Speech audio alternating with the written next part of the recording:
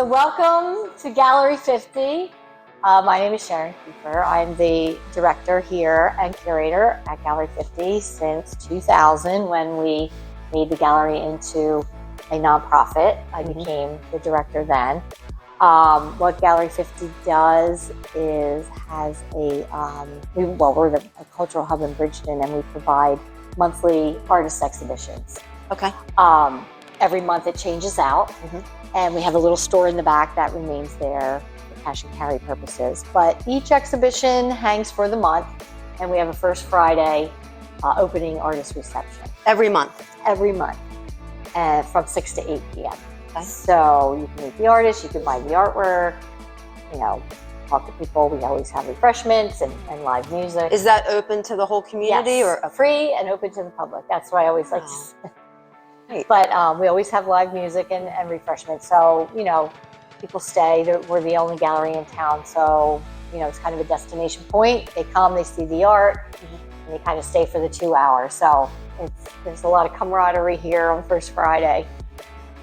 How do you solicit your artists?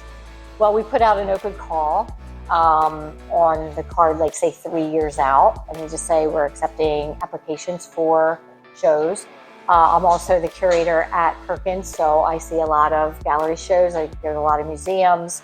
A lot of people email me with their portfolios, so I kind of put it together that way. This current show that's hanging now happens every January, and we are partners with the Cumberland County Cultural and Heritage Commission for this one. It's a plein air, and what a plein air is when the artist paint outside. And it's very unusual to have a winter plein air. And not only is it a winter plein air, but it's a 4-color winter plein air, which means the artists, when they come on the designated morning, which this year was December 9th, they come at 7:30 in the morning with their canvas. They get it stamped by Cultural Heritage Commission so that we know that's what they painted that day. We give them a map of Cumberland County. They have to be in Cumberland County, and they go out and paint all day. And it has to be returned to the gallery that night by 5 framed. That's fantastic. Is that and they have common? They have to record their 4 colors that they're going to use. So the oil color painters and the acrylic painters, they can mix their colors, but the pastel painters, you can really tell the 4 colors they chose because they can't mix as well. Do you try to get a mixture of artists that use different types of mediums, or is it just whatever happens? There is a group of plein air artists. Not every artist is a plein air artist. Not every artist paints outside. So there is a very strong, very professional plein air artist group in South Jersey. They also enter our September show, which is a wetland show in the gallery, regional, and in the window, the Cultural Heritage Commission sponsors, in partnership with us, another plein air in the window, but they paint in the summer, and it's a whole different feeling and atmosphere. So 2 plein airs a year? 2 plein airs a year, and they do not have to pick the 4 colors in the summer. So it's fun. So this is what you're seeing now on the walls, the result of that. The ribbons are next to the winners, of course. I bring in a judge. Who do you have judge? Well, he's anonymous this year, so he doesn't want me to say, but he's a professional artist in the shore area. When were the winners announced? At our first Friday reception and award ceremony. Can you show us who came in first? Yeah. Okay. So first place right here, and it also sold, is Ellen Gavin, and this is a Bridgeton scene looking towards the courthouse. I recognize the view. Yep. So the artist loved her palette, loved the composition of the piece, the angles, the detail of the courthouse, the feeling of it. If you know anything about Bridgeton, this feels exactly like Bridgeton. So really captured it. The artist was very complimentary to, or the judge was very complimentary to the artist, saying that he would purchase this piece. Now, it's that good. And do the artists name their pieces that day? Yes. I like the title of this, Court in Bridgeton. Because of the courthouse. Because of the courthouse. Yeah, right. So she won first place. Second place, where's second place? Oh, over here is a Greenwich artist. Hey, you're allowed to walk through the shop. Veronica Flanagan. I get yelled at. We call her Bonnie Flanagan. She was having problems that day. She said the paint wouldn't stick to her canvas. She came up with this moody, kind of, ethereal marsh scene, and the judge loved it. Another thing we do during the award ceremonies, I call the winners as their name's called. They come up to the microphone and they explain their 4 colors and where they painted and the problems and everything about and the I'm day. sure it's weather dependent. Oh yeah, well they have to paint no matter what. So she was having problems and she let us all know it, but it worked out in her favor. I was going to say, it turns out great, and it captures that feel of being on the bay down Yeah, in it Greenwich. sure does. And third place is Dominic Martelli. He chose to paint in Greenwich as well. Beautiful. And it's just a street scene. Bacon's Neck Road. Yes, Bacon's Neck Road. And the judge really liked the shadows, the feeling, the composition, the palette. He said it was very painterly, the way that the brush strokes and the way that the artist placed the paint.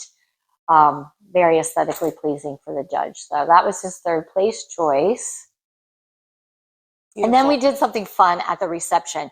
We numbered each one of the paintings and went around with little slips of paper, and everybody could vote. So we called it People's Choice. Right. So the People's Choice winner, I didn't have a ribbon that says People's Choice, but we have an honorable mention here, is R.J. Haas. And that's another scene from Greenwich. Okay. And if you know anything about Greenwich, it's a very quaint little section. There's a little bridge, a little stream there. And this was the old Griffin that used to be a store. Right. I know that. Yeah. That's gorgeous. He won the People's Choice.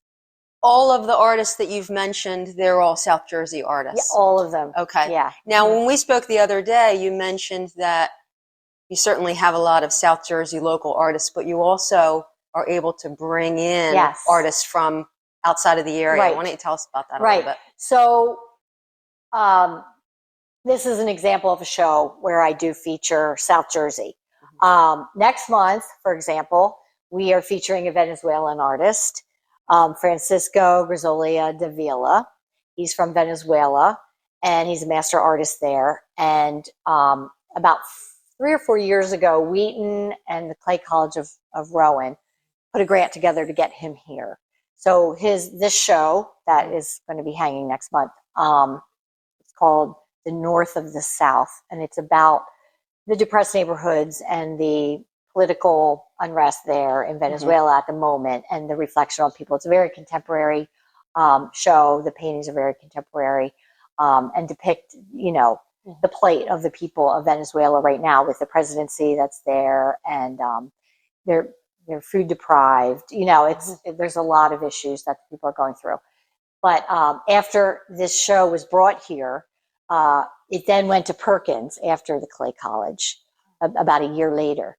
And then 2 years went by, and now it's coming here. So we kind of all work together as galleries. So what are the logistics with, having pieces go around the world? Well, this is a special show because it was brought here on a grant from Venezuela. Okay. So, he wants to show it in as many places as possible. Do you communicate with him? No, just via, he doesn't speak English. So via Facebook. Okay. But he's very complimentary. He loves the fact that this is happening for him. That's excellent. Yeah. That's great. And what a wonderful thing for this community to have an artist from Venezuela who's world-renowned come in. So then after February, then March, we are hosting the Society of New Jersey Artists, which is a group membership club of South Jersey artists. And there'll be probably about 20 artists displayed, and they do their own kind of awards within themselves. Then all across mediums. Yes. Okay. And then the next month will be a solo show, 2 solo shows in a row of artists, one from Germany and one from down near the shore. Okay. Very contemporary art for both of them. And then July is our annual show called the International Miniature Competition, which we have every year. This will be our 24th year. We abide by the strict rules of the national miniature standards, where the face of the work can be no larger than a 4x6, 24 inches. and it has to depict something miniature. So if you're doing a hummingbird, which is miniature in and of itself, you have to do a miniature hummingbird. So it's very strict standards. It is a competition as well. We give prizes for that. And we do a separate window show. August, we'll have an open call. It's always some fun theme. We don't know the theme for this year yet, but last year's theme was Viva Magenta, which was the new color that Pantone chose for their color of the year. So all the paintings, it's open to everybody, no cost. And we did a little award show for that too. And every painting had to contain this Viva Magenta color. That's so fun. Yeah. That's great. Then we move on to September, which is another annual regional show, wetlands competition inside the gallery and the plein air in the windows. Wow. So you have to plan out for the entire year. I mean, I'm already booking. I'm almost through 2025. I'm ready to start 2026 because artists need, time to paint. They would like a year in advance of their show. Do you get a lot of support from the community and the South Jersey area? I mean, how do you, other than grants from Cumberland County Cultural and Heritage Commission, how do you get support? We have monthly sponsorships. So a lot of companies or corporations or just private individuals will give the $200 and they will be our monthly sponsor. Their name goes up on the card and on the sign, and then that pays for our reception, refreshments and wine and musical entertainment. So they're the sponsors. And all of that can be accessed through your website. Yes. Okay. And we also have a yearly membership drive, which is going to start in March. This March. Where we send a letter, we tell them everything we've done, everything we plan to do, and then they send in their contribution. That's great. So, so we have memberships, we have corporate sponsorships, sales of artwork, of course, helps because we get 30% commission on the sales. Got it. Okay. And donations. We do have a lot of donations that people just give out of the kindness of their heart. And we provide the cultural hub for this area. And as you said, this is the only art gallery in Bridgeton. Yes. And we provide a showcase for artists to share their work. So what we're doing indirectly is supporting artists' careers and giving them a platform to sell their work and to show their work and to get other shows from here. Without galleries like this, there's nowhere for them to get access to the community. Right. So it's very important. How long has Gallery 50 been in this location? I believe it changed location sometime in the 90s. It started out in 1972 across the bridge in one of the Seven Sister stores, but it was very different. It was a volunteer. I think I remember that. I grew up in Bridgeton, and I remember that. I think it was the first building across the bridge, but it was run by volunteers. They had a lot of crafty volunteers that kind of showcased their own work, embroidery, quilting, knitting, and some shows here and there. Then it changed to this location, I believe in the mid-90s. Don't quote me on that, but around then. But before you joined as director in 2000. And then when I was here, I came in 2000.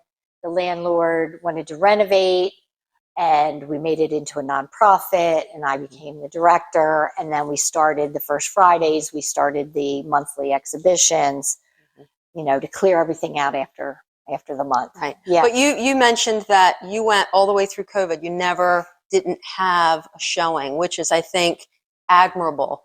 You could have foreseen how that could have been a time when it drifted nobody off. Really knew what to do. We always thought we were opening the next week. But little did we know 2 years. But anyway, so I had my shows booked for the whole year of 2020. So when we closed down in the middle of March, we were in the middle of a show, so they just picked up early, and I hung the April show, and I just did an iMovie, similar to what you're doing now, and just showed it on the first Friday. Right. And gave the public a chance to see it and to purchase. And the public probably really appreciated still being able to access art and beauty despite everything that was going on. So then that was April. So May and June, I think we just did a virtual online where the artists just submitted their work to me. I put together a slideshow. And I showed it on First Friday, and then it was on our website. It was on our Facebook page so that people could access it through the month. So it was almost like the show was hanging. Right. And then July, we had a limited show with a mask. August, September, October, November. We had our first Friday receptions in person, with the stickers on the floor that everybody had to be 6 feet apart and hand sanitizer and masks. But you made it through. We made it through, and we still were getting sales. The artists were still able to show their work. And then we reopened in January of 2021. Wonderful. Yeah. Wonderful. Yeah. Do you ever have any involvement with young students or young artists in terms of either field trips or collaborations with the Barn or anything like that that you can share Field with us? trips a lot from the Bridgeton High School. Nice. Yep. Okay. One of their teachers, an ex-teacher is right back here in our office right now, and another one that teaches there will line up. If she sees a show that supports something she's teaching in the classroom, she'll bring her students. That's so down. great. I think that's so important because the whole purpose of the gallery is to create awareness. But unless you start young, it's kind of pointless. So, and also Hope Loft brings a lot of nice of their students here as well. So, what are the hours? Wednesday through Saturday, 11 to 4. Okay. Yep. Wednesday through Saturday, 11 to 4. And always the first Friday reception okay. of every month, 6 to 8 p.m. Great. Excellent. Free and open to the public. Oh, wow. So our next one is February 2nd for Francisco from Venezuela. Invite you both. I will definitely be here. 6 to 8 p.m. Okay. And great. Yeah, well, I think the Bridgeton Beacon would love to continue to support Gallery 50. Super. I'll have to get information on the site about becoming a member. Okay. And, I think this is just fantastic. Okay. I appreciate Thank you so much for featuring us. And I noticed back here. Tell me what you have back here. Oh, this is our we call it our shop. It's a cash and carry.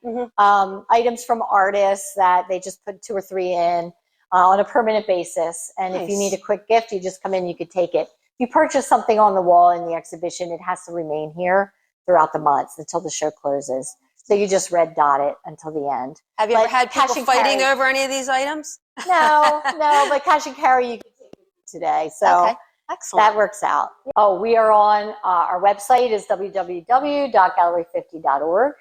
Our Facebook page is Gallery 50 Inc. And our Instagram page is also Gallery 50 Inc. Well, I, of course, support all the other art centers and galleries. Salem Art Bank, run by Bruce and Sue Joe in Salem County. They do framing and they have a gallery there. We are Bridgeton. Then if you move on to Millville, we have the Renaissance Center for the Arts under the direction of Diane Rogers. Then we have the Clay College under the direction of Jackie Sandro. Then we have the Village on High, which is owned by Marianne Cannon, which has a whole bunch of littler stores. Her La Bottega's there and Octopus Garden there, run by Marianne Kuntz. And across the street, Danielle Cartier has D&G Gallery and Studio. So Millville's really rocking. Wow. Lots of artist studios in the Cape May area. Moving up the coast to Atlantic City, we have the Noise Arts Garage in Atlantic City, run by Michael Cagno. He was one of our first artists here in 2000 to have a show at Gallery 50. Now he's the director there at the Noise. They also have a location at Stockton in Hennington, which is a really cool gallery. That's also the Noise. And then, of course, Perkins. Tell us about that while we have you. Yeah, I'm the curator of exhibitions at Perkins Center for the Arts. And I've just been there since 2020, right after they reopened for COVID. I've grown their gallery from 4 to 6 shows per year in 2 galleries to 18 shows a year in 3 galleries.